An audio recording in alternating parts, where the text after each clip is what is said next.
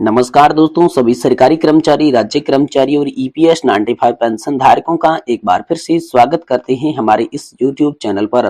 दोस्तों, इस वक्त के आप सभी के लिए कर्मचारी भविष्य निधि संगठन का बड़ा फैसला बताया जा रहा है। ईपीएस 95 पेंशन बढ़ोतरी पर दोस्तों लिखित आदेश आप सभी के लिए सामने आ चुका है, जिसमें दोस्तों 65 लाख से भी अधिक पेंशन धारकों के लिए बहुत ही महत्वपूर्ण खबर है। दोस्तों, आप सभी के लिए जो है पेंशन कब आएगी, कितनी आएगी, इसको लेकर बड़ा ऐलान हो चुका है।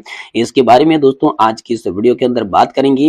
वह दोस्तों पेंशनर्स की मांगों पर क्या स्वीकृति मिली है, कौन कौन सी मांगे थी, इनको लेकर क्या आगे निलंबन होगा, क्या इसमें यहाँ पर जो है मांगों को स्वीकार भत्ता मिला है, इसके बारे में भी आज की इस वीडियो के अंदर बात करेंगे। साथ ही साथ दोस्तों बात करने वाले हैं ईपीएस 95 पेंशन धारकों के लिए बड़ी खबर है।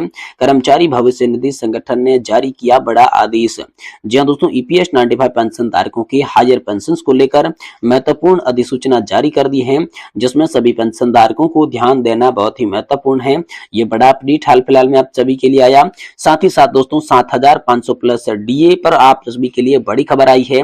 सरकार ने बड़ा फैसला लिया है। तो दोस्तों ईपीएस पेंशन 7500 प्लस डीए को लेकर क्या बड़ी खबर आई और सरकार ने क्या बड़ा फैसला किया, इसके बारे में भी बात करेंगे। साथ ही बात करेंगे दोस्तों ईपीएस 95 राष्ट्रीय संघर्ष समिति के राष्ट्रीय संगठन ने यहाँ पर जो है राष्ट्रव्यापी कार्यक्रम को लेकर बड़ा नोट आप सभी के लिए जारी कर दिया गया है, जिसमें समस्त पदाधिकारी और समस्त ईपीएस पेंशनर्स के परिवार के लिए यहाँ पर बाकायदा तौर पर आप सभी के लिए बड़ा अपडेट जारी किया गया है। तो इसके बारे में भी आज की इस वीडियो के अंदर बात करेंगे। साथ ही दोस्तों आज की इस वीडियो के अंदर बात करने वाले हैं कि महंगाई भत्ता 50% होने के बाद ग्रेजुएटी की सीमा में बढ़ोतरी का आदेश आप सभी के लिए जारी हो चुका है। 1 तारीख से ही आप सभी को ग्रेजुएटी का लाभ जो है वो बढ़कर मिलेगा। इसके लिए ऑफिशियल ऑर्डर दोस्तों जारी कर दिया जा चुका है। तो इसके बारे में भी आज की इस वीडियो के अंदर बात करेंगे। यानी कि दोस्तों पेंशन और पेंशन से जुड़ी तमाम बड़ी खबरों की चर्चा आज के इस वीडियो के अंदर करेंगे। इसलिए आपसे निवेदन करते हैं कि दोस्तों वीडियो को आप लास्ट तक जरूर देखिएगा। साथ ही हमारे चैनल पर पहली बार विजिट कर रहे हैं तो दोस्तों हमारे चैनल को सब्सक्राइब कर लें और वीडियो को लाइक जरूर करें। तो चलिए दोस्तों बिना किसी देरी के खबरों का सिलसिला शुरू करते हैं। जी हां दोस्तों, बताया जा रहा है कि कर्मचारी भविष्य निधि संगठन हाल फिलहाल में एक फैसला लिया है, जिसमें दोस्तों पेंशन भोगियों को पेंशन समय से मिले, साथ ही साथ महंगाई भत्ते का भुगतान उनको समय पर किया जाना चाहिए और साथ ही साथ दोस्तों उनकी अधिक भुगतान की वसूली हुई या फिर किसी भी प्रकार का जो भी आप सभी के लिए पेंशन को लेकर अड़चन आ रही है उसको लेकर दोस्तों बड़ा आदेश यहाँ पर जारी किया है। दोस्तों कर्मचारी भविष्य निधि संगठन जो है वो समय समय पर पेंशन धारकों के लिए पेंशन की बात हो गई, महंगाई भत्ते का भुगतान हो गया और अन्य भत्तों के साथ अधिक भुगतान की वसूली हो गई, उसको लेकर लगातार यहाँ पर आदेश जारी करते रहता है।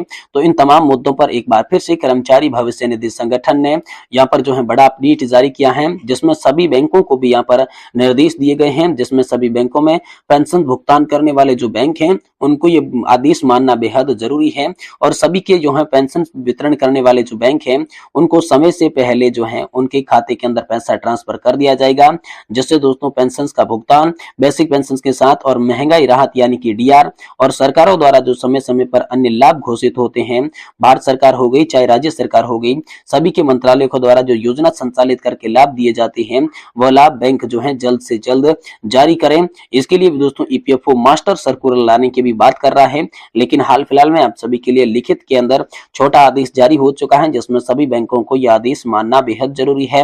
बताया जा रहा है कि 65 लाख से भी अधिक पेंशन धारकों के लिए ये बेहद महत्वपूर्ण है। इसमें दोस्तों बात करें कि पेंशन धारकों की पेंशन कितनी मिलेगी, तो दोस्तों पेंशन धारकों की तमाम मांगों को लेकर हाल फिलहाल में अड़चनें बनी हुई है।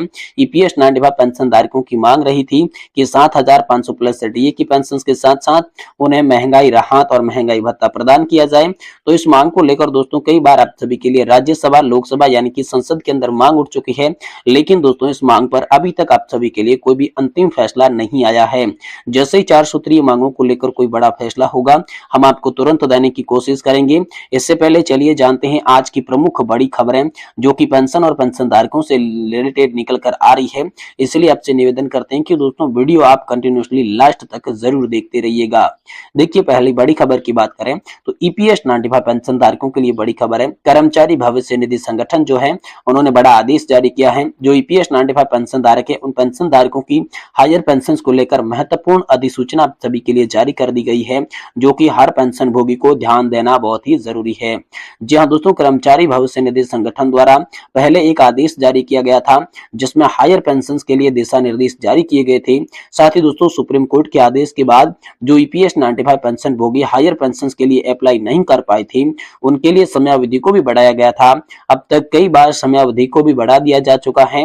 पेंशन भोगी जो हायर पेंशन के लिए अप्लाई कर चुके हैं तो उनको कागजों की जांच के लिए भी नियोक्ताओं की समयावधि को बढ़ा दिया गया है और इसी को लेकर यहाँ पर जो है आप सभी के लिए बड़ी खबर निकलकर सामने आ गई है। तो दोस्तों विस्तार से इस खबर की बात करते हैं, लेकिन आपसे निवेदन रहेगा कि वीडियो को आप लास्ट तक जरूर देखिएगा। देखिए दोस्तों, आपको बता दूं कि जो पेंशन भोगी हायर पेंशन के लिए अप्लाई करते थे उनको विकल्प या फिर संयुक्त विकल्प की जांच के लिए एवं आवेदन जमा करने के लिए ऑनलाइन सुविधा उपलब्ध करवाई गई थी। ये सुविधा माननीय सुप्रीम कोर्ट के दिनांक 4/11/2022 के आदेश के अनुपालना में पात्र पेंशन भोगी और सदस्यों के लिए थी।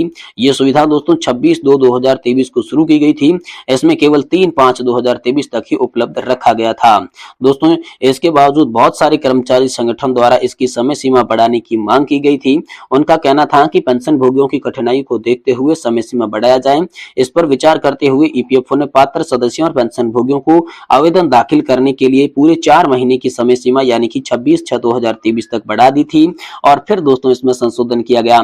इसके बाद पात्र जो पेंशन भोगी थे वो किसी कठिनाइयों को दूर करने के लिए फिर से 15 दिनों का अंतिम मौका दिया गया था। इस तरह कर्मचारियों द्वारा संयुक्त विकल्प की जांच के लिए आवेदन जमा करने की अंतिम तिथि जो थी वो 11/7/2023 तक बढ़ाई गई थी और इस 11/7/2023 से पेंशन भोगियों में यहाँ पर सत्यापन के लिए लगभग दोस्तों 17-17.5 लाख आवेदन प्राप्त हो चुके थे। उसके बाद नियोक्ता और यहाँ पर जो है नियोक्ता के एसोसिएशन के द्वारा समय अवधि को बढ़ाने का निवेदन किया गया। उनके द्वारा पर्याप्त यहाँ पर प्रतिनिधि मद्देनजर रखते हुए आवश्यक पेंशन भोगी सदस्यों के लिए वितरण अपलोड करने के लिए समय सीमा को बढ़ाया था। इस पर दोस्तों ईपीएफओ ने नियोक्ता के वितरण विवरण इत्यादि को 30 सितंबर 2023 तक ऑनलाइन जमा करने की 3 महीने की अतिरिक्त समय बढ़ा दिया। इस समय को दोस्तों आगे बढ़ाकर आप सभी के लिए 31/12/2023 तक बढ़ाया गया था और नियोक्ताओं द्वारा प्राप्त विकल्प की सत्यापन के लिए दोस्तों 3.6 लाख से भी अधिक आवेदन प्राप्त हुए थे। इसलिए सुनिश्चित करने की नियोक्ताओं ने संयुक्त विकल्प के सत्यापन के लिए इसमें आवेदन करते हैं।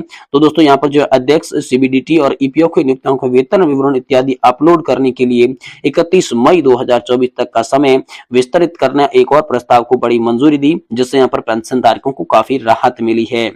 वही दोस्तों अगली बड़ी खबर की बात करें तो ईपीएस 95 पेंशन धारकों के लिए बड़ा फैसला है। जी हां दोस्तों, पेंशन 7500 प्लस डीए को लेकर बड़ी खबर निकलकर सामने आ चुकी है। ईपीएस 95 पेंशन बढ़ोतरी को लेकर आज धरना प्रदर्शन शुरू हो चुका है। ईपीएस 95 यहाँ पर जो है 95 राष्ट्रीय संघर्ष समिति यानी कि एनएससी के बैनर के तले दोस्तों बरेली मुरादाबाद मंडल द्वारा चुनाव का बहिष्कार करने भी यहाँ पर घोषणा कर दी गई है। जी हाँ दोस्तों, 2 मंडल है जो कि एनएससी के, जिसमें एक है मुरादाबाद, दूसरा है बरेली। उन्होंने यहाँ पर चुनाव के बहिष्कार को भी लेकर दोस्तों यहाँ पर घोषणा कर दी है, जिसमें बाकायदा तौर पर ईपीएस 95 राष्ट्रीय संघर्ष समिति यानी कि जो राष्ट्रीय संघर्ष समिति का संगठन है उनके द्वारा एक बैनर भी जारी किया गया, जिसमें समृद्ध ईपीएस 95 पेंशनर्स निवृत्त और सेवानिवृत्त कर्मचारी समन्वय एवं लोक कल्याण संस्था का नाम दिया गया है और इसमें दोस्तों यहाँ पर जो है राष्ट्रव्यापी कार्यक्रम को भी बात बता दी गई है। दोस्तों बरेली और मुरादाबाद मंडल द्वारा धरना और प्रदर्शन कार्यक्रम दिनांक 11 मार्च 2024 समय 11 बजे रखा गया था और 4 सूत्रीय मांगे पूरी नहीं होने के कारण लोकसभा चुनाव 2024 का बहिष्कार करने की भी यहाँ पर बात कही गई थी, जिसमें था पेंशन नहीं, वोट नहीं, वोट नहीं और मोदी की गारंटी झूठी है, झूठी है। साथ ही ईपीएफओ की यहाँ पर कारगुजारी खराब है ये नारे लगाई गई। साथ ही ज्येष्ठ भारत श्रेष्ठ भारत और सत्यमेव जयते और भारत माता की तमाम नारे जो हैं इस स्लोगन में शामिल थे। समस्त पदाधिकारी गण और समस्त ईपीएस 95 पेंशन धारकों के परिवार को इसमें संबोधित किया गया था। दोस्तों एनएसए की टीम लगातार बार श्रम मंत्रालय और सीधे प्रधानमंत्री जी को लेटर के द्वारा पत्राचार के द्वारा ये सूचना पहुंचाती रही है कि आप हमारी मांगों को आचार संहिता से पहले पूरा करें, अन्यथा हमें आंदोलन करना पड़ेगा और अगर नौबत आई तो फिर हम चुनाव का भी बहिष्कार करने का फैसला लेंगे। इस बीच सरकार की तरफ से कोई जवाब नहीं आया, तो दोस्तों सूचना नहीं आई तो बरेली और मुरादाबाद मंडल द्वारा चुनाव का बहिष्कार करने की घोषणा आप सभी के लिए कर दी जा चुकी है। दोस्तों यहाँ पर पेंशन धारकों के साथ धोखा हुआ है। ये स्कीम जब लाई गई थी तब बड़े बड़े एडवर्टाइजमेंट दिए गए थे। उन्होंने कहा गया था कि गवर्नमेंट ने जो पेंशन होगी उससे दोस्तों 10% अधिक होगी। जब रिटायरमेंट हुए तो उनके हाथ में जब पेंशन आना शुरू हुई तो लगभग इसका क्या मतलब रहा, मात्र 809 रुपए की पेंशन आ रही है। इसमें दोस्तों कैसे गुजारा होता, तब तक लोगों के समझ में आना शुरू हुआ। हमारा दुर्भाग्य था कि तब तक जाग जाते तो हम लोग आज कष्ट न झेलते, उनका खामियाजा आज भुगतना पड़ रहा है। ऐसा दोस्तों पेंशन धारक जो है अपने स्लोगन में लगातार बताते रहे हैं।